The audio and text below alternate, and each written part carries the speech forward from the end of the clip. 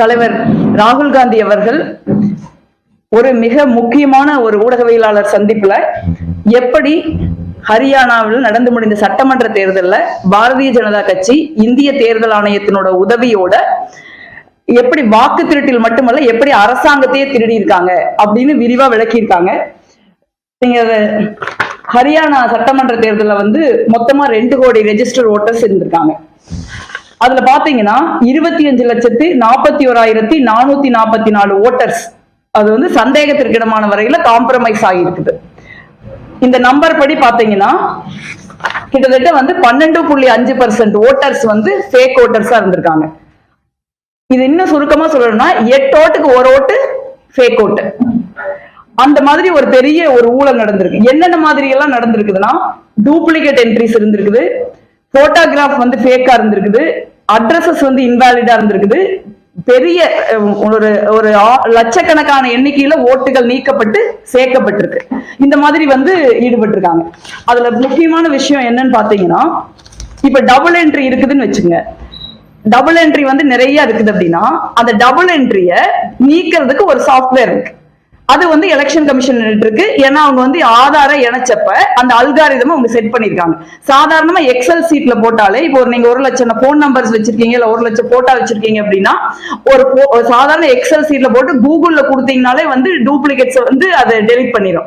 ஏன் election commission இவ்வளவு லட்சக்கணக்கான ஓட்டர்ஸை டெலிட் பண்ண முடியல? ஏன்னா எலெக்ஷன் கமிஷன் பிடிவாதமா அந்த டூப்ளிகேஷன் சாஃப்ட்வேரை யூஸ் பண்ண மாட்டேங்கிறாங்க. ஏன் யூஸ் பண்ண மாட்டேங்கிறாங்க?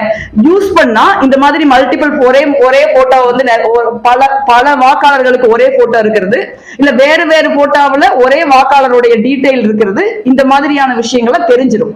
அப்ப வந்து வாக்காளர் பட்டியல்ல ஊழல் நடந்தா மட்டும்தான் பிஜேபி ஜெயிக்க முடியும். அதனாலதான் வந்து எலெக்ஷன் கமிஷன் இந்த மாதிரி ஓட்டர் லிஸ்ட் வந்து கிளீன் பண்ற வேலையை செய்ய மாட்டேங்கிறீங்க.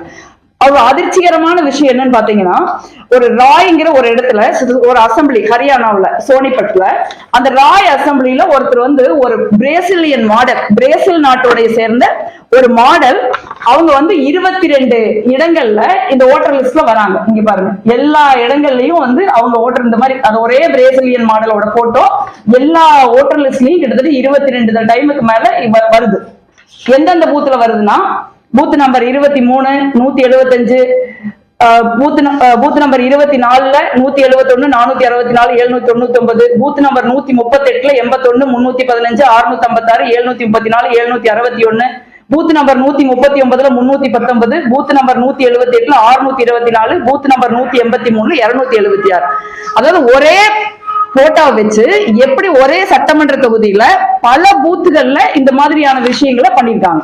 இப்ப அதுக்கப்புறம் நீங்க பாத்தீங்கன்னா தொடர்ச்சியா வந்து இப்ப ராகுல் காந்தி அவர்கள் வந்து இப்ப காங்கிரஸ் கட்சி வீடு வீடா போய் இந்த ஓட்டர் லிஸ்ட் எடுத்துக்கிட்டு செக் பண்ணுது. செக் பண்றப்ப சில இடங்கள்ல வந்து 0 அட்ரஸ் கொடுத்திருக்காங்க. அதுக்கு வந்து ஞானேஷ்குமார் அவர்கள் எலெக்ஷன் கமிஷனர் போன டைம் என்ன சொன்னாங்க அப்படின்னா அதாவது அவங்களுக்கு எல்லாம் வீடே கிடையாது, அதனால அவங்க 0 அட்ரஸ் இருக்குது அப்படின்னு சொன்னாங்க. இப்ப போய் பார்த்தா அந்த 0 அட்ரஸ் இருக்கிறவங்களுக்கு வீடு இருக்கு. அந்த வீட்டுல 300 ஓட்டு 500 ஓட்டு இந்த மாதிரி பல்க் நம்பர்ல வந்து ஓட்டு ஆட் ஆகி இருக்கு. இந்த சில இடங்கள்ல பாத்தீங்கன்னா யார் வீட்ல எல்லாம் இந்த பல்க் நம்பர்ல ஓட்டு ஆட் ஆகி இருக்கோ அவங்க எல்லாம் பாத்தீங்கன்னா பாரதிய ஜனதா கட்சியை சேர்ந்த வாக்காளர்களாகவோ அல்ல லோக்கல் லீடர்ஸாவோ இருக்காங்க.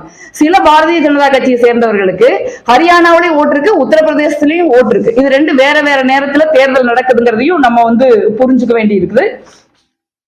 இதுக்கப்புறம் நம்ம இது எப்படி வந்து இது நடக்குது அப்படின்னு பார்த்தோம்னா இப்ப நீங்க கேட்கலாம், ஒரு போட்டோ தப்பா போயிடக்கூடாதா, ஒரு ஓட்டு வந்து ஒரு இடத்துல 2 இடத்துல மாறி இருக்கக்கூடாதா, ஒரு ஹியூமன் எரரா இருக்கக்கூடாதா, ஒரு மனித தவறா இருக்கக்கூடாதான்னு நம்ம கேட்கலாம். அதுக்கு வந்து வாய்ப்பு இருக்கு.